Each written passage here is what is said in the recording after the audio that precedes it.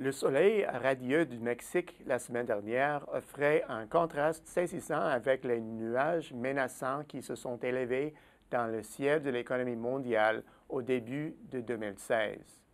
Les marchés émergents ont été particulièrement secoués par la volatilité des marchés boursiers, la chute des cours des principaux produits de base et le parcours turbulent des devises, qui ont semé l'incertitude sur la reprise mondiale naissante. Les pessimistes s'en sont réjouis et certains ont prédit un crash semblable à celui de 2008. La douceur du climat lors de ma tournée annuelle au Mexique dissimule-t-elle une économie en difficulté ou bien l'économie résiste-t-elle bien à la turbulence? Les nations productrices de pétrole devraient s'inquiéter de la conjoncture. Les cours pétroliers ayant fondu de 70% depuis 18 mois, les recettes pétrolières du Mexique ont encaissé le coup. Toutes choses étant égales, le choc induit par ce repli aurait coûté 14 milliards de dollars au Mexique, sans compter les 4 milliards de dollars attribuables au déclin de la production. La balance commerciale pour les biens s'est donc sensiblement détériorée au cours de l'année écoulée. Résultat, le nouveau peso a été plongé dans la tourmente et jeudi dernier, il a glissé au creux inédit de 18,73 par rapport au dollar américain. Les marchés boursiers ont aussi mauvaise mine en raison d'une baisse de 10% en seulement 2 mois. Voilà qui n'a rien de réconfortant.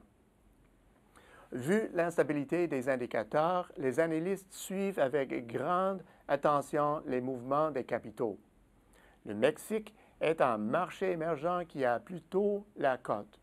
Il a attiré de 2012 à 2014 d'abondantes entrées de portefeuille, mais elles ont diminué à la mi-2014 et sont maintenant très réduites. Le rang élevé du Mexique dans l'indice de vulnérabilité des pays peut surprendre. Cependant, ce rang est presque entièrement attribuable à la moyenne sur 3 ans des engagements au titre des investissements de portefeuille.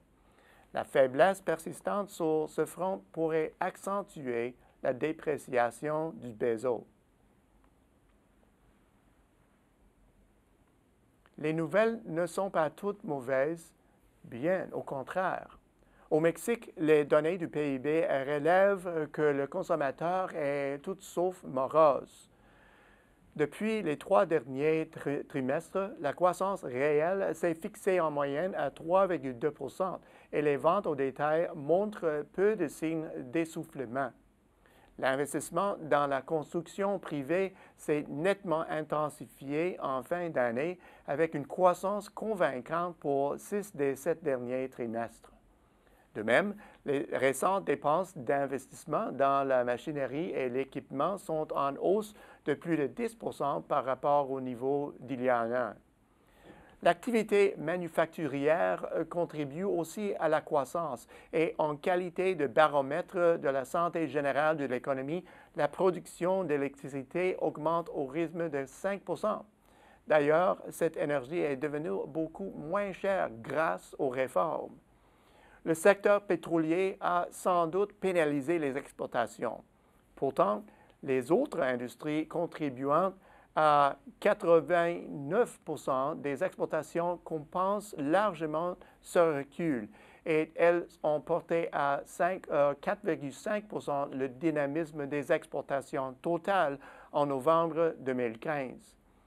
Nul doute que le faible peso entraînera un élan généralisé des exportations en 2016. Cette performance ne suffira peut-être pas à attirer des capitaux fébriles, mais l'investissement direct afflue toujours. À lui seul, le secteur automobile attire des milliards grâce à d'importants projets de Kia, BMW, Audi et Toyota, qui se trouvent à diverses étapes de réalisation. La semaine dernière, j'ai eu plusieurs discussions avec des investisseurs étrangers de diverses industries qui ont affiché un optimisme à l'égard de leurs projets d'investissement actuels. Ils ont tous enregistré une très forte croissance de leur production et indiqué qu'ils prévoient accroître leur présence au Mexique. Bien entendu, la débâcle des marchés les préoccupe. Pourtant, elle n'a pas semblé changer leur plan d'affaires pour 2016. Advenant une volatilité des investissements de portefeuille, le Mexique présente de très solides antécédents institutionnels. Il est vrai que les recettes pétrolières forment un volet essentiel du plan budgétaire fédéral, mais leur importance diminue en part des recettes globales.